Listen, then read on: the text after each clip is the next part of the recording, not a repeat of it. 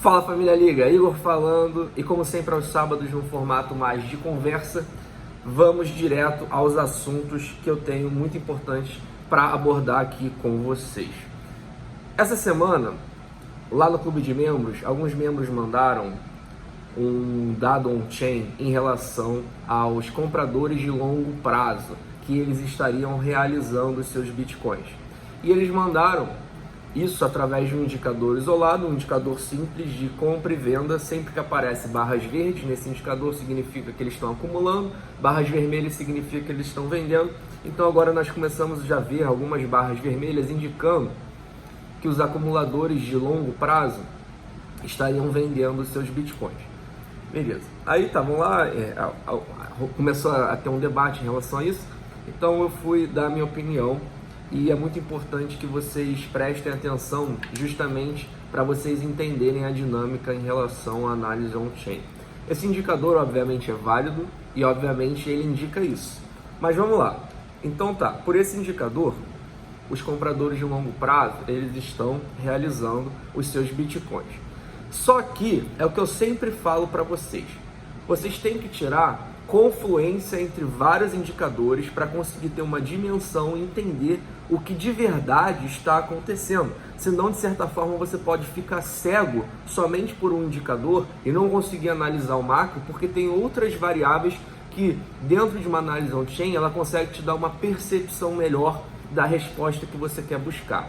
E eu vou exemplificar isso agora. Então, vamos lá. Então, esse indicador está mostrando isso. Só que tem outro indicador que eu também já mostrei aqui para vocês no canal, que é em relação à oferta que esse grupo como um todo segura. Ou seja, todos os compradores de longo prazo que existem no Bitcoin, qual é o tamanho da oferta que eles seguram. E a variação dessa oferta, desde a última queda que a gente teve, aí, mais agressiva para 42 mil dólares, eu já mostrei para vocês que não é uma variação significativa.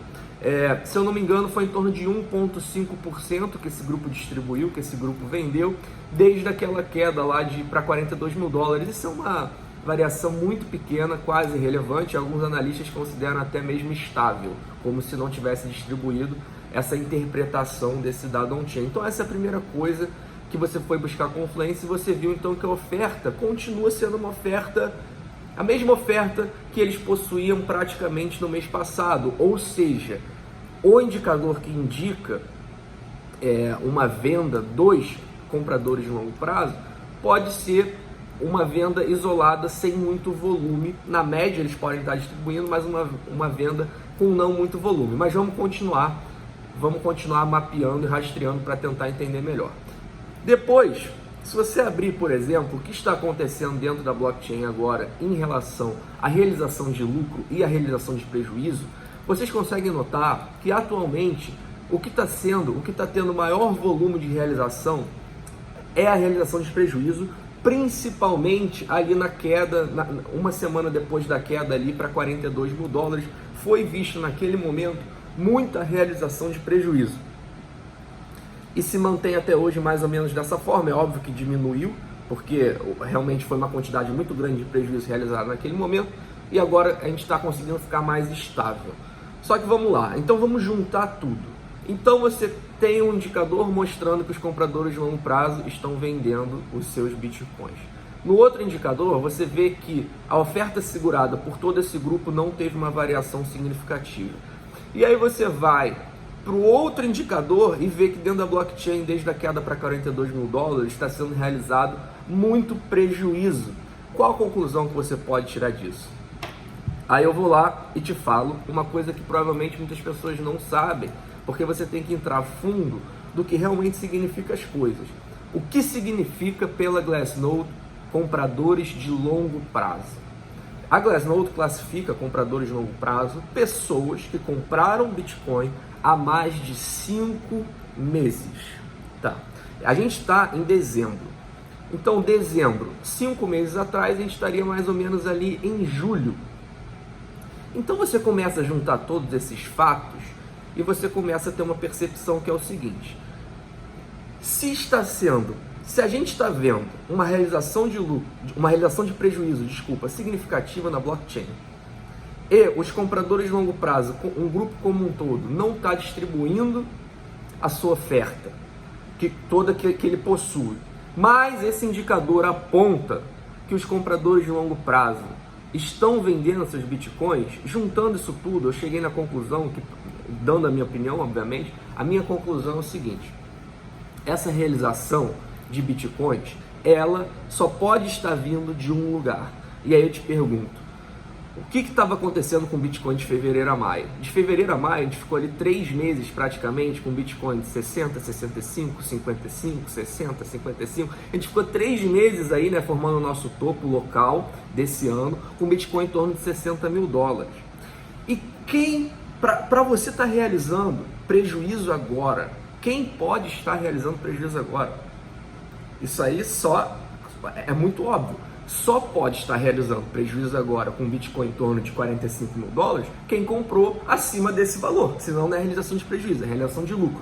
Então, juntando esses fatos, esse indicador isolado, ele pode te dar uma percepção de que os compradores de longo prazo, eles estão vendendo. Mas quando você junta tudo isso e tira uma confluência entre isso, você chega na conclusão que é o seguinte: os compradores de longo prazo que estão vendendo, porque a Glassnode classifica mais uma vez compradores de longo prazo, quem comprou há mais 5 meses, só pode ser os compradores que compraram de fevereiro a maio e estão realizando prejuízo.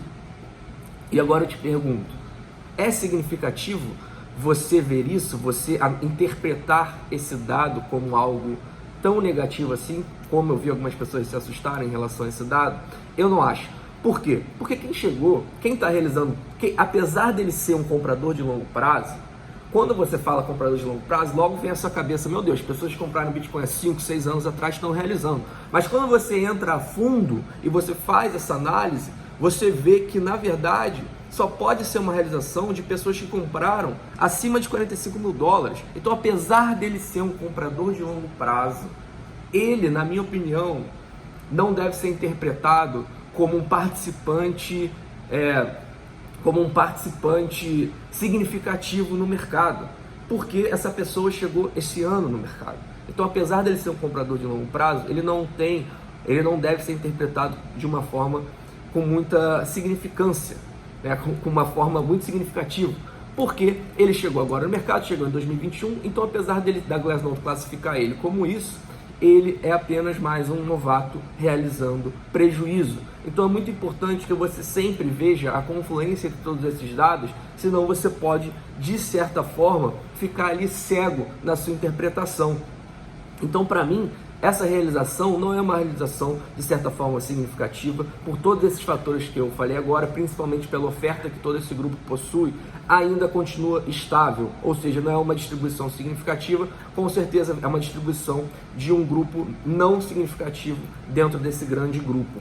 E principalmente as carteiras ilíquidas são quem possui, quem na sua história, todos os bitcoins que passaram dentro dela, elas fazem um hold de pelo menos 75% dentro delas.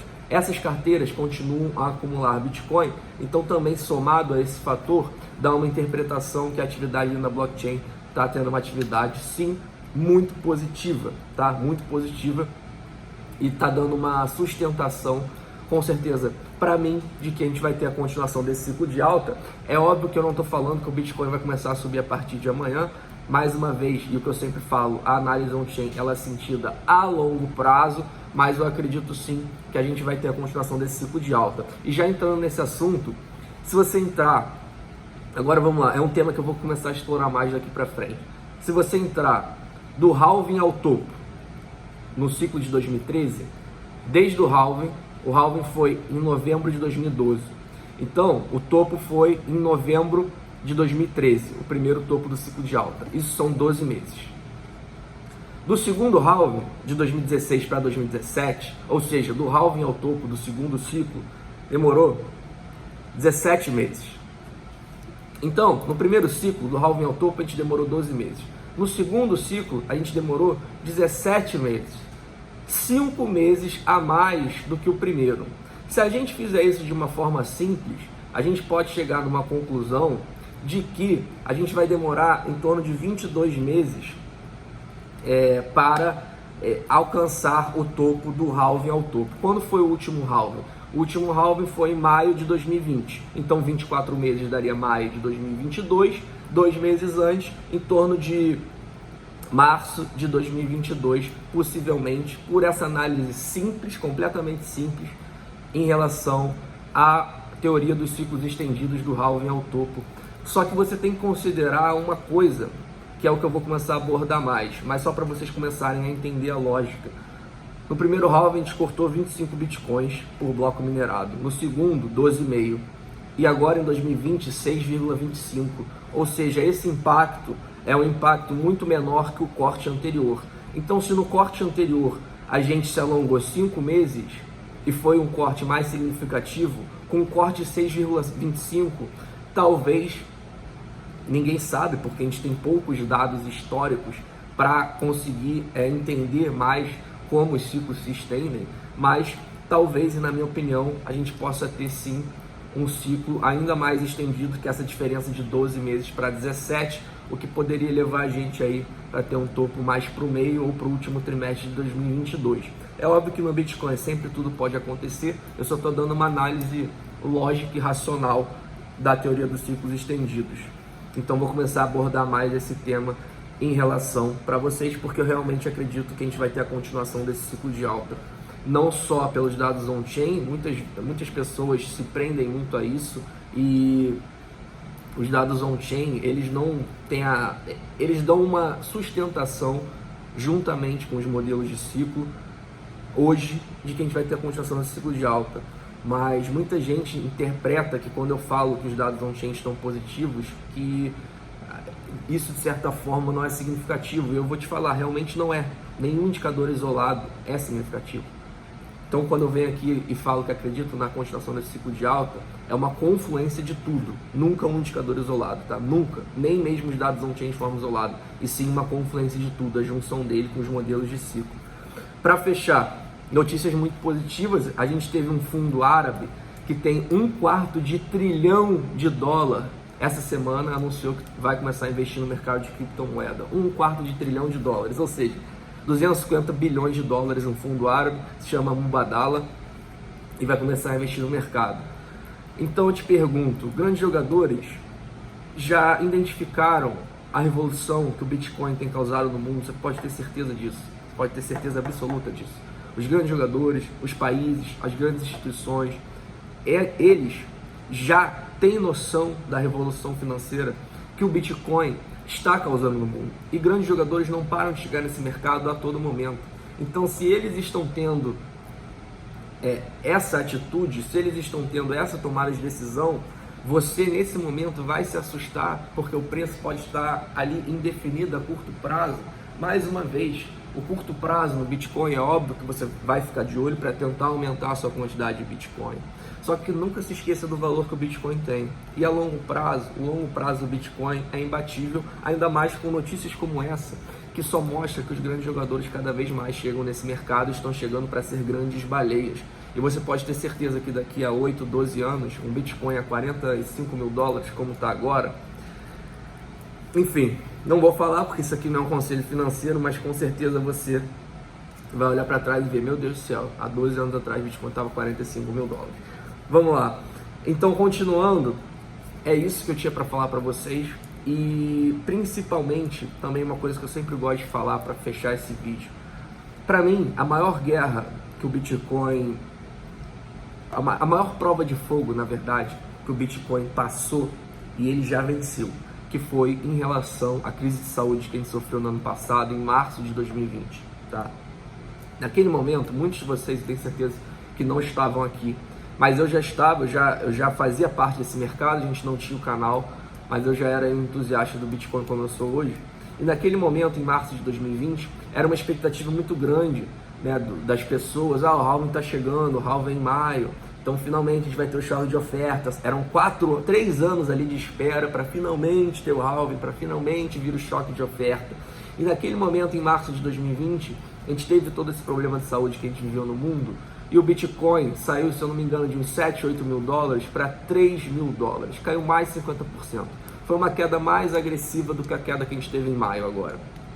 Então, Você pode ter certeza que naquele momento muitas pessoas falaram como falam hoje: ah, acabou, dessa vez é diferente, porque você não pode contar, ninguém contava com a crise de saúde que está tendo no mundo, as pessoas vão ter que sacar o seu dinheiro da renda variável, da S&P 500, vão ter que sacar seu dinheiro do mercado de criptomoeda, e o ciclo não vai se dar da mesma forma, porque dessa vez é diferente, dane-se que tem o halving, você não pode ignorar esse evento externo, essa crise de saúde, vai ser tudo diferente.